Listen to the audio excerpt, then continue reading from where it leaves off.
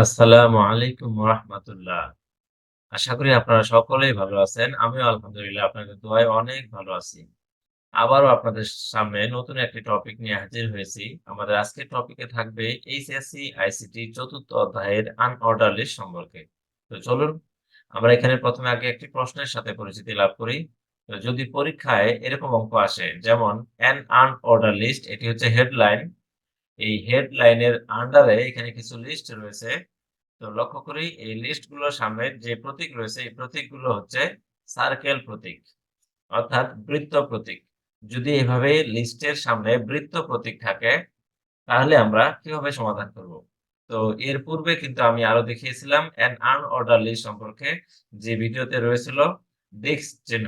আমরা জানি আনঅর্ডার লিস্টের প্রতীক হচ্ছে এখানে ডিস্ক চিহ্ন থাকবে অথবা সার্কেল চিহ্ন থাকবে আর না হয় স্কোয়ার চিহ্ন থাকবে। তো এইখানে সার্কেল চিহ্ন রয়েছে। যদি এখানে সার্কেল চিহ্ন রয় তাহলে আমরা কিভাবে প্রশ্নের সমাধান করব? তো চলুন আমরা এখানে বিষয়টি দেখে নেই। যদি এখানে সার্কেল চিহ্ন থাকে তাহলে আমরা ১ম এ লিখব ওপেনিং HTML তারপর বডি তারপর লিখব heading 3 and unordered list closing heading 3। তো এখানে একটি বিষয় বলে দিচ্ছি, এখানে প্রশ্নের উপর নির্ভর করবে যে আমরা এই হেডলাইনটাকে হেডিং 3 নাকি হেডিং 2 নাকি হেডিং 4 এ লিখব। আমরা জানি যে হেডিং ৬ প্রকার। H1 থেকে শুরু করে H6 পর্যন্ত কিন্তু লেখা যায়। তাহলে আমরা আইডিয়া করে নিয়েছি যে এই হেডলাইনটি হেডিং 3 লিস্টে রয়েছে। এর জন্য কিন্তু আমরা এখানে হেডিং 3 দিয়েছি। যদি কারো মনে হয় যে এটা হেডিং 4 হওয়ার কথা, তাহলে সে এখানে হেডিং 4 দিতে পারে।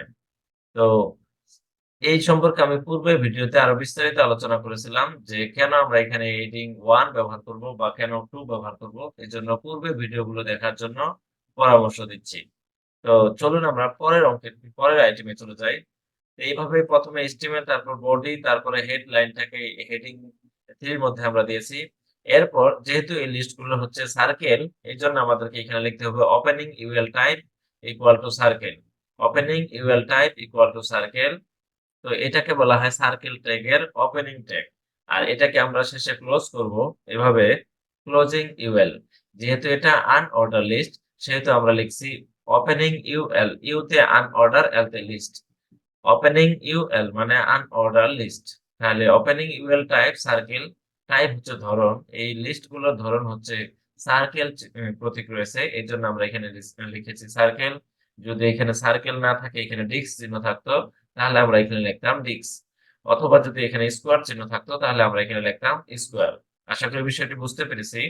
তো তারপরে যেহেতু এগুলো লিস্ট, এগুলোকে লিখতে হবে লিস্ট, রাইস ক্লোজ লিস্ট, রিস্টি close list, list, milk close list, এভাবে একদম লিস্ট, পটেটো ক্লোজ লিস্ট পর্যন্ত। আর যেহেতু আমরা এখানে UL type circle opening tag দিয়েছি, এটার ক্লোজিং হচ্ছে ক্লোজিং ইউএল। আর এখানে ওপেনিং বডি, এটার ক্লোজিং হচ্ছে ক্লোজিং বডি। এখানে রয়েছে ওপেনিং HTML, এটার ক্লোজিং হচ্ছে ক্লোজিং HTML। তো এভাবে কিন্তু আমরা একটা আনঅর্ডার লিস্টের অঙ্ক সমাধান করব পরীক্ষায় যদি আসে। আশা করি আমরা আজকের টপিকে বুঝতে পেরেছি কিভাবে আনঅর্ডার লিস্টের অ্যান্সার করতে হবে যদি সেটা সার্কেল প্রতীকে আসে।